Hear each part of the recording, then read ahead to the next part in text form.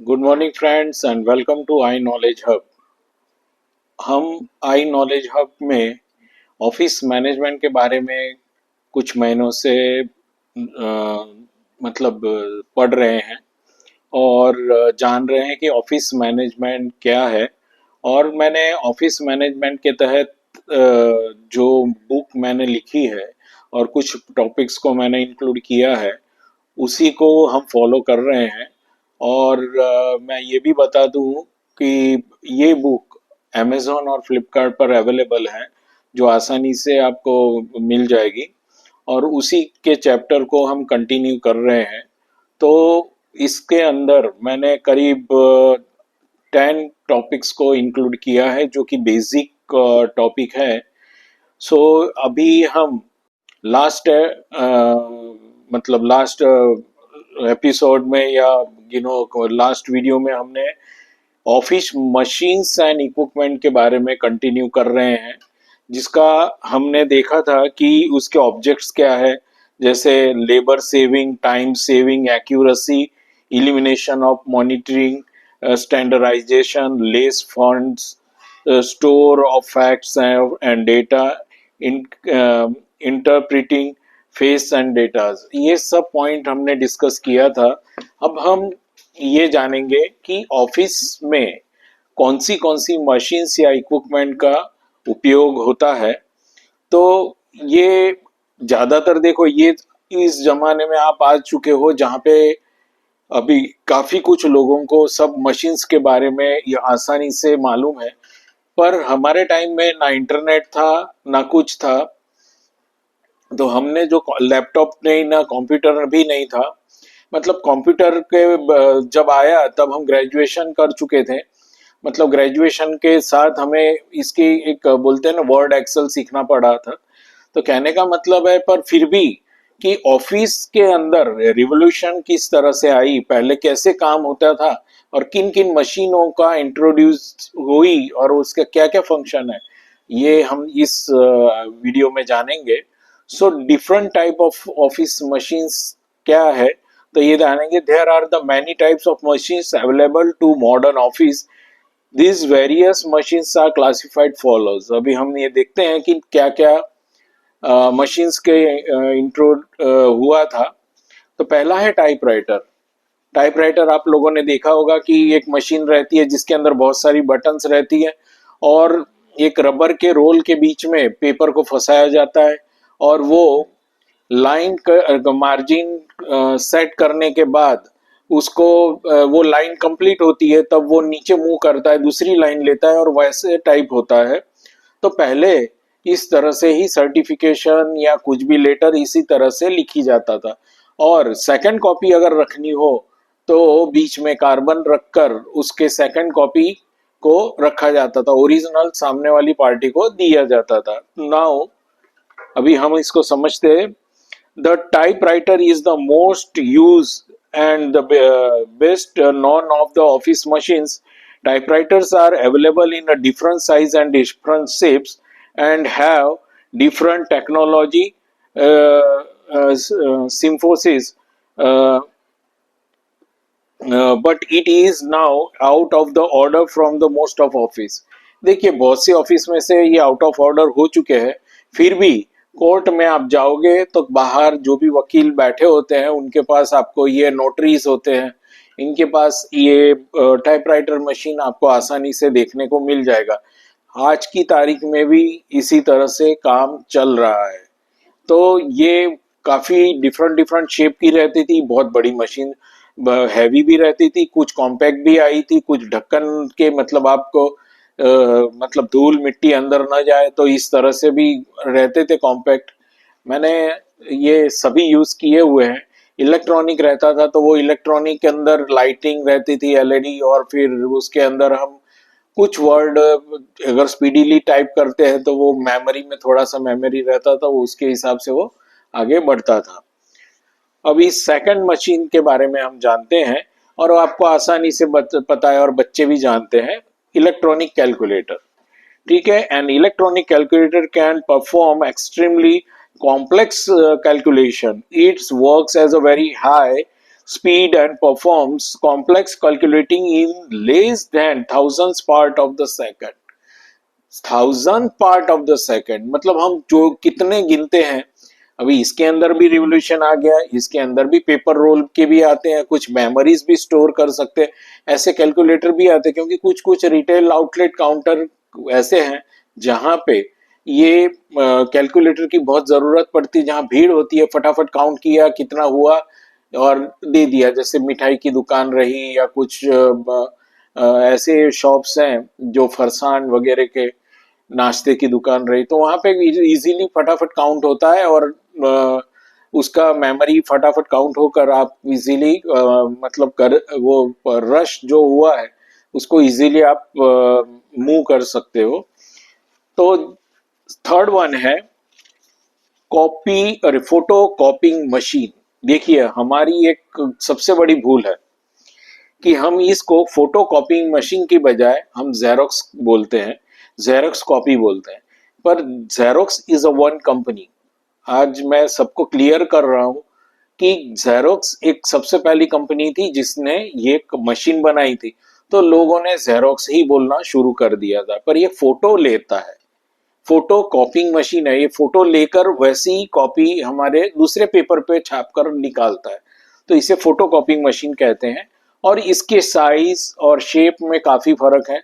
जैसे आप बिजनेस के लिए जैसे कोई फोटोकॉपी का काम ही करता है तो वो बड़ी मशीन लेता है जिसमें बड़े बड़े बुक्स वगैरह प्रिंट आउट करते हैं, जिनको दिन रात प्रिंटिंग का काम चलता है, जेरोक्स मतलब इसका।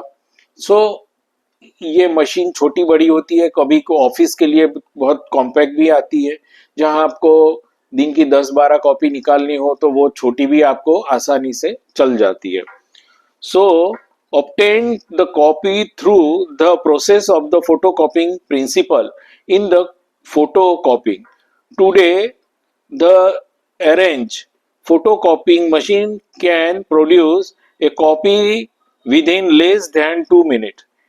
The latest among the photocopying machine can produce a copy of 4 seconds. Copy in 4 second मतलब अभी इतनी स्पीड में आ गई है कि फटाफट आपकी कॉपीज निकल जाती है। बड़ी बड़ी बुक्स को भी आप अगर देते हो उनको कि इसकी कॉपी निकालनी है हमें, तो वो आसानी से आप मतलब वो निकाल सकते हैं। सो इसके अंदर भी डिफरेंट डिफरेंट टाइप की मशीन्स आ गई है, जैसा आपका यूटिलाइजेशन हो उसी टाइप की वो मशीन मिल जाती है। सेकेंड थिंग है कि ये देखो ये मशीन जो है फैक्स, ये कहीं कहीं अभी बहुत कम हो गई क्योंकि हम मेल के ऊपर ही ये सब आदान प्रदान करते हैं, हर कॉपी उसको अटैच करके भेज देते हैं।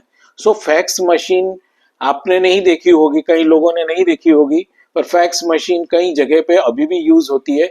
दुनिया के कोई भी कोने से वो कॉपी एक मतलब एक पेपर वहां से यहाँ से डालते हैं और नीचे से निकल जाता है, उसकी सेम इमेज सामने आपने जहां पे भी भेजा है वहां पे वो भेजा है वहां पे वो सेम इमेज क्रिएट होती है, चाहे वो फोटो हो या कोई डॉक्यूमेंट हो।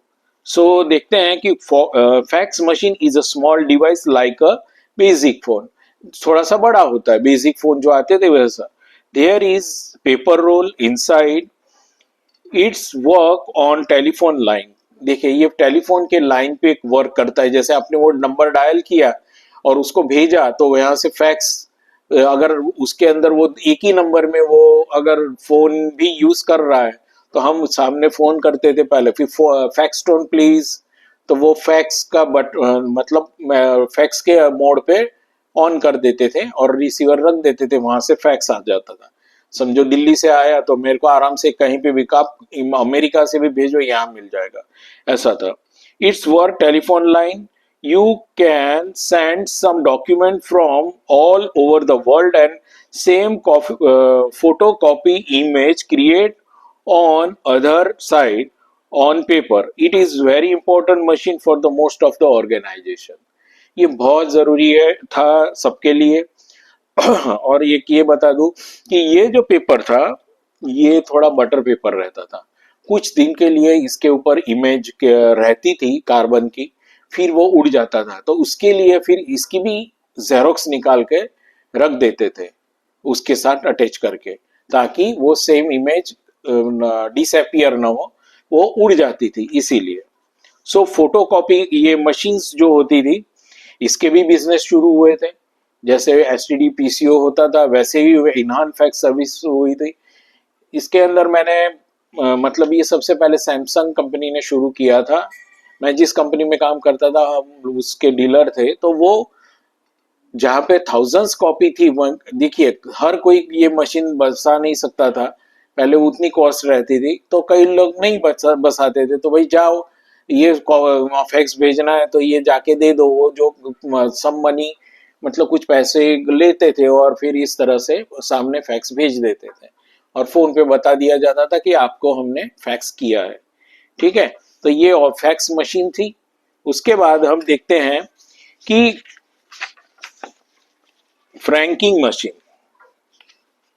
Postal stamp and franking machines used to affix stamps on outward later on envelope.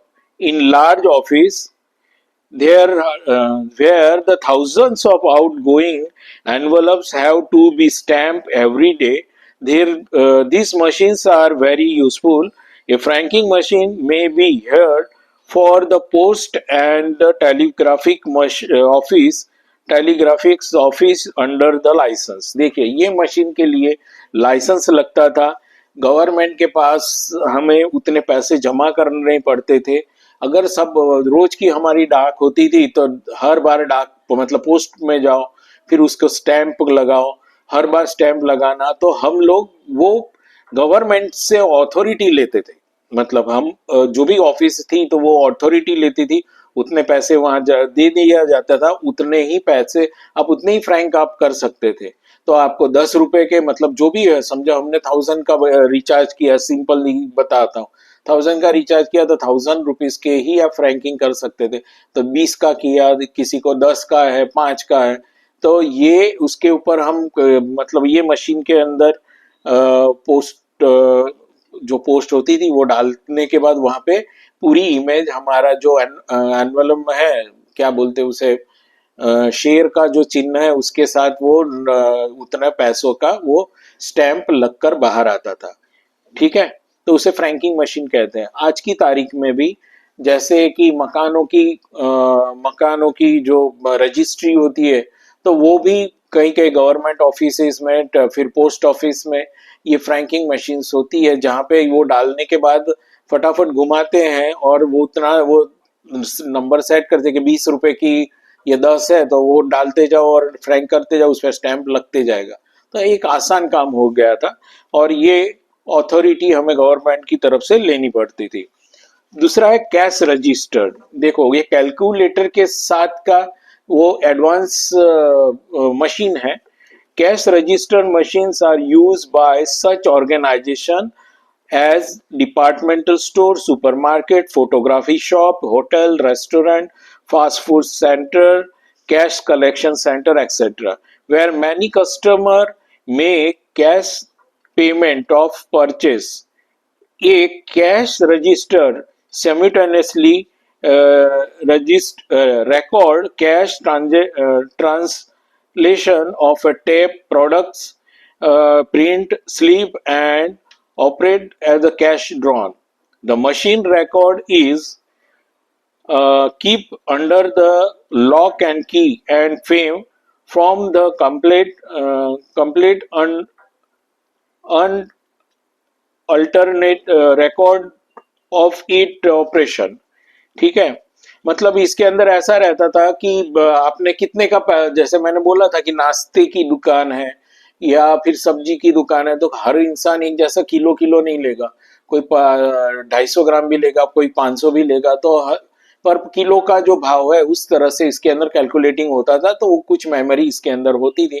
Suppose हम किसी बंदे को भी बैठा के जा रहे हैं, तो वो अगर कैश काउंटर पे घपला नहीं करे तो वो मेमोरी भी चेक करके देख सकता है कि इसके बाद जैसे कि 10 कस्टमर हुए, 10 के बाद कितने कस्टमर हुए उसने, समझो 5 कस्टमर हुए, तो हम देख सकते हैं कि किसने कितना पैसा दिया और कितने पैसे हमारे पास कैश में आए।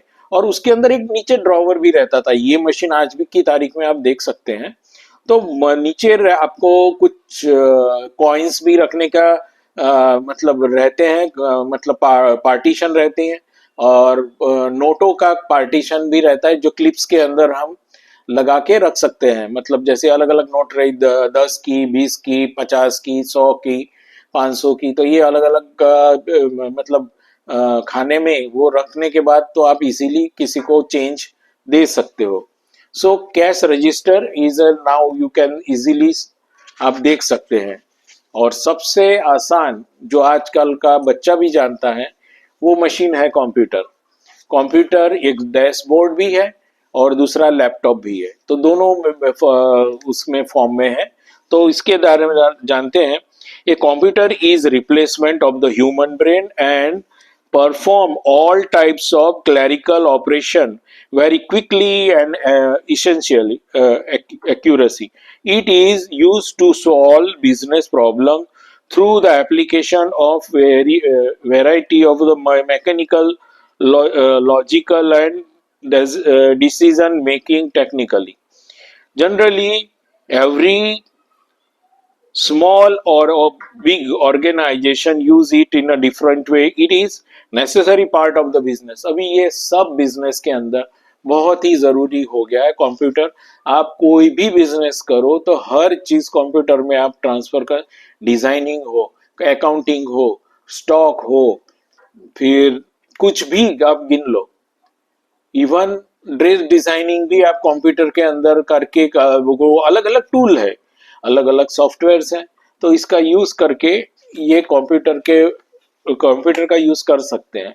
आपको अगर कैरी करना है तो आप कहीं और जा रहे हो इमरजेंसी के लिए, तो आप अगर डैशबोर्ड मतलब जो सिस्टम अगर नहीं ले जा सकते उसकी जगह अभी मतलब लैपटॉप का यूज होता है। और लैपटॉप आजकल मोस्ट ऑफ ऑफिस के अंदर लैपटॉप का ही यूज होता है, ताकि आपकी टेबल नीट और क्लीन रहे और दूसरी भी चीजें वो नहीं रहे।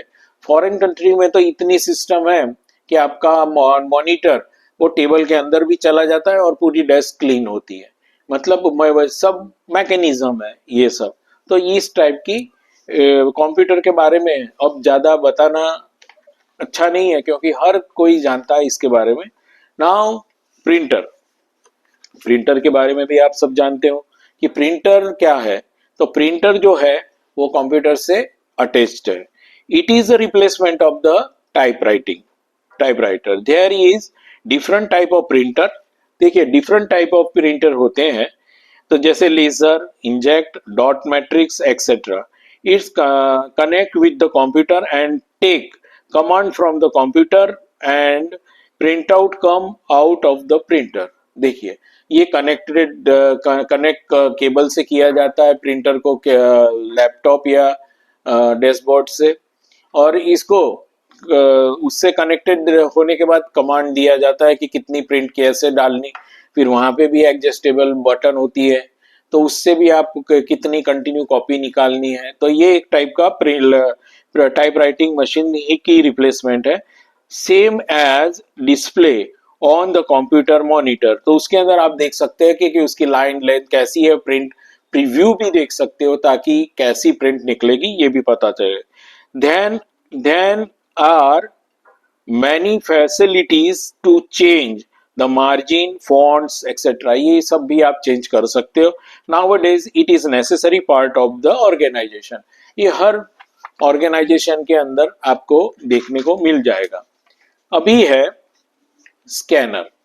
तो scanner is used in some organization. It's generally used in photo studio, photo color lab, offices etc. We can put some document inside and scan it, and same image copy of on computer monitor. Then you can take some print out from it।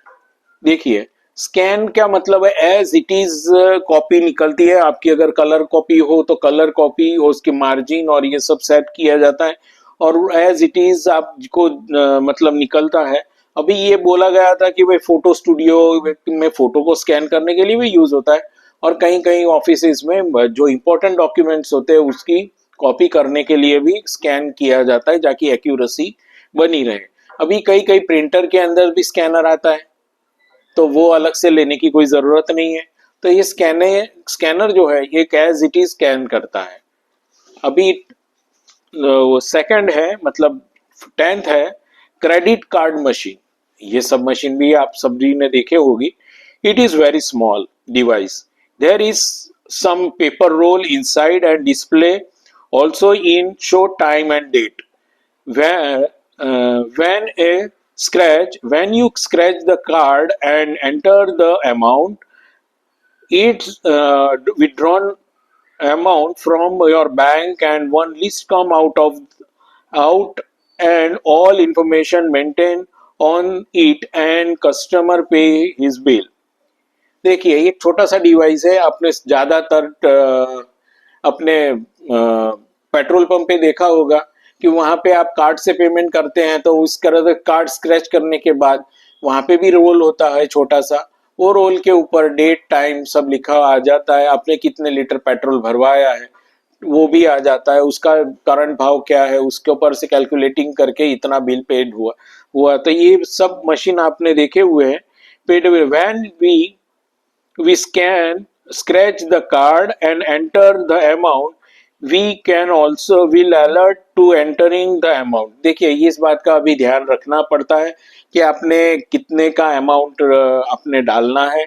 कभी गलती हो जाती है तो कितने के आपने payment करना है वो भी देखना चाहिए और पासवर्ड को भी देखना चाहिए। We we will alert to enter the amount. It is used to petrol pump, bill collection center, supermarket, malls and shops also। कहीं कहीं हर जगह आपको ये मशीन देखने मिलेगी और ये मशीन उस जो भी कंपनी की है उसके द्वारा कुछ डिपॉजिट के ऊपर वो मशीन दी जाती है और उसको रिचार्ज चार्जिंग करने के बाद आप उसके ऊपर कार्ड को स्क्रैच कर सकते हो और कस्टमर से पेमेंट ले सकते हो। तो ये भी आपने देखा हुआ है। अभी है कि कैश काउंटिंग मशीन्स। तो cash counting machine are modern made to count the number of currency notes to payment and save the time. They pull it the bill, count the amount that was insert the giving to the current number of the bill in the stat. It save a lot of time and offer the mistake free away from the current large sum. There are many different cash counting machines type, including bill counter, cash counter, coin counting. All of these machines in small, but they have some memory major difference. देखिए ये machine जो होती है जो पैसे गिनने के लिए आपको वो काम आती है, जहाँ पे बैंक में आपने देखी होगी या जहाँ पे बहुत कैश का फ्लो होता है वो लोग भी इस मशीन को खरीदते हैं और उसको काउंट करने के बाद मतलब 10 की नोटें, 20 की, 50 की, 500 की कितनी नोटें हैं मतलब नोट्स हैं तो उसका काउंटिंग किया जाता है। कॉइन्स की भी ऐसी एक मशीन आती है जो कॉइन गिन के फटाफट आपको जितना आपका टाइम सेव होता है और इजीली आप काम कर सकते हो। तो वो कैश काउंटिंग मशीन भी आपने देखी हुई है। अभी जो मशीन है वो मशीन आपको बहुत सी ऑफिसेज में अभी देखने को मिलती है जिसे कहते हैं बायोमेट्रिक पंचिंग मशीन। बायोमेट्रिक्स मतलब हमारे शरीर के कुछ भाग, जैसे कि कई बार क्या होता है कि हमारे जो हाथों के जो प्रिंट है वो एक आदमी से दूसरे आदमी से कभी नहीं मिलते, हजारों आदमी हो गए तो भी वो मिलते नहीं है। और दूसरे हैं आंखों की retina.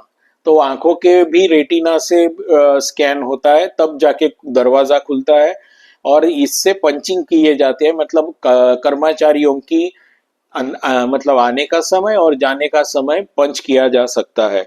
Biometric system use fingerprint on the employees to verify the identity identify of the person time in and out.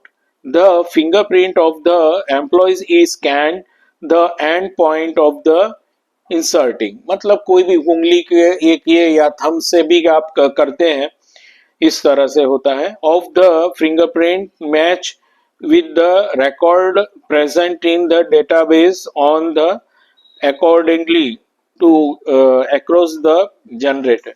मतलब कहने का मतलब ये है कि पहले से ये फीड किया जाता है कि भाई मेरा तो मेरा पूरा पहले से ही मैं आया हूं, तो मेरी फिंगरप्रिंट से मेरा अंदर डेटा अंदर जो है उससे मैच किया गया, ओके। तो संजय कम्स ऑन 10:30 30 मिनट्स पे ये इन्होंने एंट्री ली, तो वो फिक्स लिया जाता भाई इनका ये है। वैसे ही कर्मचारियों के डेटा अंदर डाले जाते हैं ताकि उनका नाम तुरंत वहां लिखकर भी आता है, कई लोगों का नाम भी होता है तो जो लिखकर आ जाता है कि ये एंटर किया है इन्होंने। सो इस टाइप की ये बायोमेट्रिक्स मशीन है। तो ये अलग अलग मशीन्स का यूज होता है जहाँ पे बहुत सारे, और अभी ऐसा रहा भी नहीं बहुत एम्प्लॉय हो वहां पे, ऐसा जरूरी नहीं है, पर हर जगह सिक्योरिटी के तौर पे देखा जाता है इसको। सो ये काफी ऑफिसेज में यूज होता है। तो हमने ये 12 प्रकार के बेसिक मशीन्स के बारे में जाना। सो अभी हम देखते हैं कि एडवांटेजेस एंड डिसएडवांटेजेस क्या है मशीन के। देखो रेवोल्यूशन आती है तो ये सब का हमें देखना है कि जो भी मतलब साइंटिफिक जो भी रेवोल्यूशन होती है उसके फायदे भी है और नुकसान भी है। सो हम देखते हैं एडवांटेजेस क्या है। Better quality of the work, अच्छी क्वालिटी एक जैसी मिलेगी। लोएस्ट ऑपरेशन कॉस्ट, जो रोज का काम है तो वो कॉस्टिंग और कम हो जाती है।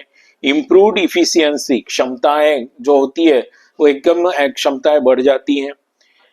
फैसिलिटीज कंट्रोल, जो फैसिलिटी दी रहे उसको आसान से हम कंट्रोल कर सकते हैं, क्योंकि काम को मापा नहीं जाता फिर भी उसे मेजर आसानी से हम देख सकते हैं।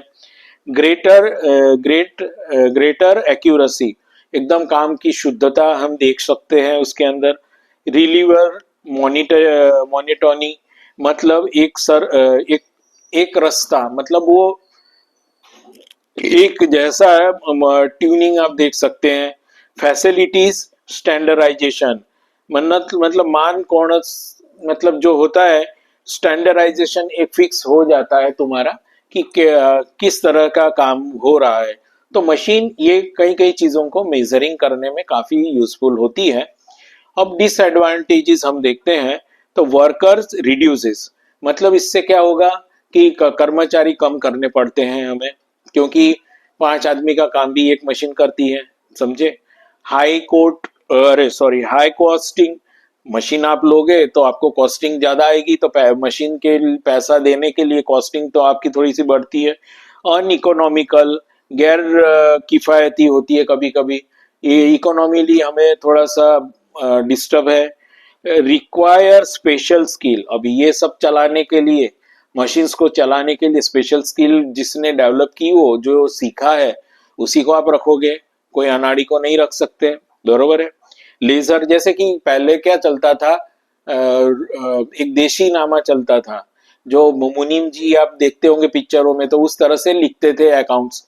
पर अभी टैली में अकाउंटिंग चलता है, आपको टैली अगर नहीं आएगा तो आपको कोई अकाउंट में नहीं लेगा, आपको चाहे मास्टर भी क्यों ना हो आप अकाउंट्स के।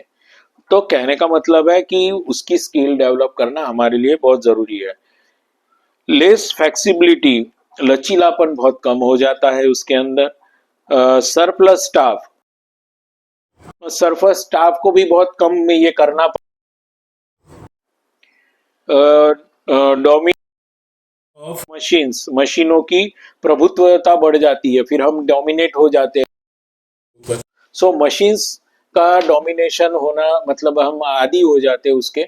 सो ये आदतें हैं, हमने आज ये मशीन देखी है। इस वीडियो के अंत में मैं कुछ मतलब मशीन्स डाल दूंगा ताकि आप आपको आसानी रहेगी, या नेट से भी आप सर्च कर सकते हैं। फिर भी आपकी फैसिलिटी के लिए मैं इस लेक्चर के बाद वो मशीन्स की फोटो डाल दूंगा। सो इस एपिसोड में यहाँ तक रहेंगे और अगले वीडियो में नए चैप्टर के साथ मिलते हैं। तब तक के लिए गुड बाय।